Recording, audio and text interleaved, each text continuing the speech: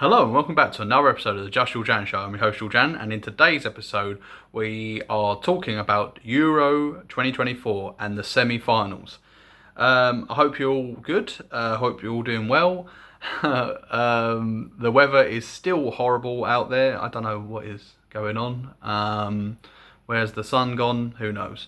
But yes, it's Tuesday. It's my lunchtime, and I thought, you know what? Let's preview the semi-finals of the Euro 2024. We've got two games, obviously, being a semi-final.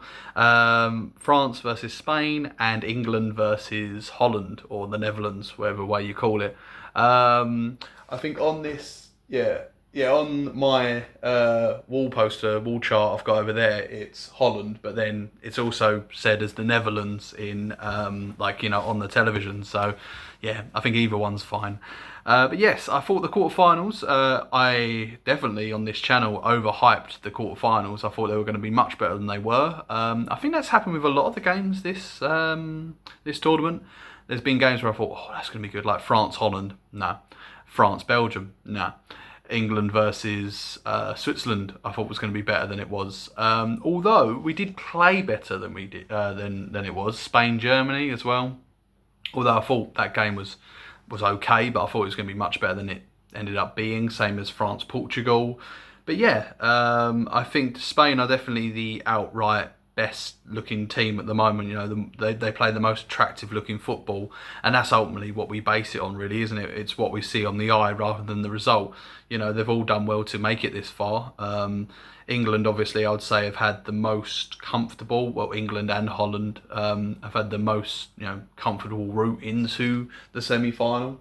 Holland played, Romania and Turkey, and we played Slovakia and Switzerland. So, yeah, it's one of them. It doesn't matter how you get to a final. It's just that you make it to the final, and both England and Holland are coming up against their strongest team in the knockout phase of the competition. Obviously, I know Holland had France in their group, which I spoke about earlier, but yeah, I think this stage of the competition is where you've got to turn it on. Or if you're not going to turn it on, just eke your way through, smell up the place, stink up the place, as they say, and get to that final. So yeah, France Spain. I think it'll be quite a close game yet again. I think France are very good defensively, and I think Spain are very good offensively. So I think they'll both cancel each other out. Mbappe hasn't looked too good. France haven't looked too good going forward. They've not scored a single goal from open play. Own goals and a penalty which Mbappe converted. So yeah, I'm gonna be frank with you guys. I think it's gonna be quite a low scoring affair. I'm hoping to be made wrong because I went from overhyping the quarterfinals to now kind of underselling the semi-finals. Well, at least the first game, today's game, Tuesday, 8 o'clock. So I think it's going to be either like a 1-0 or maybe like a 1-all, and then it will go to extra time. I wouldn't even be surprised if it was 0-0 and it went to extra time with the game tonight. But hopefully I'm wrong. Hopefully it'll be 2-1, 3-1, 3-2. But I can't see it. I can't see France going all this way without scoring open goal, open play goal, sorry, and then all of a sudden turning it around just for the semi-final. So, yeah, who I think's going to win? Probably, I don't know. I want Spain to go through because I feel like they've deserved to go through, but I've got a really weird feeling France will. They'll just eke it and just like make their way through very like in not a good fashion. I'm going to go with Spain. I'm thinking Spain, but it could go either way. And then you've got the England-Holland game. My thoughts on the England game, as I said, I didn't think it was too great. I thought it was, not as good as I was predicting. I was hoping England were going to bounce back from, the clutches of defeat to then showing a really good performance against the Swiss. It was still an okay performance. Like, if, say, for example, the Slovakia game was like a 3-4 out of 10, I think England maybe upped it to a 5, possibly a 6 against the Swiss. Obviously, we weren't 1-0 down, so I predicted that correctly, which was nice to see. But yeah, it wasn't exactly a great performance from England, but we got there in the end. Saka scoring an amazing goal. he's done that for Arsenal many a times throughout his career, you know, cutting in on that inside on the left and then from right to left and then curling it into the corner. And obviously it hits the post on the way and no chance for the goalkeeper. But yeah, obviously the goal we concede is a ball into the middle, defence don't get there and the player tucks it home. So, and then we win a penalty shootout very, very convincingly. Five people five people stepped up and they converted all of the penalties. So and then obviously Ivan Toney does a no-look penalty because he is, you know, cool as ice. So was everyone. Cole Palmer, Bukayo Saka, Trent Alexander-Arnold obviously scoring the winning one. And who was the other one? Wasn't Foden, was it?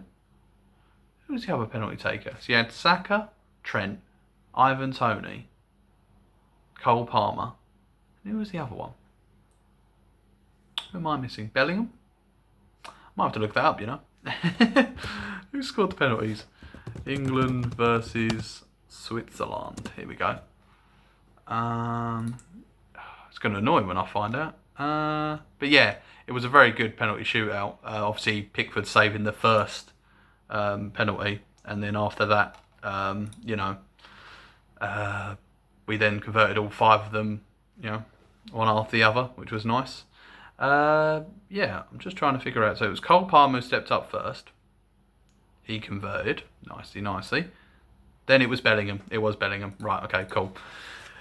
So, yeah, England versus Holland predictions. Now, Holland have looked okay at times in this competition. Obviously, they beat Romania comfortably in the end, which I thought was quite obvious that was going to happen.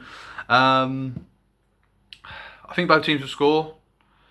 I think it'll either be 2-1 England or it'll be 1-1 and then England will win it in extra time. So I'm going with an England victory, either 2-1 after 90 minutes or 1-1 and then they'll win it in extra time, like 2-1, or it'll go to penalties.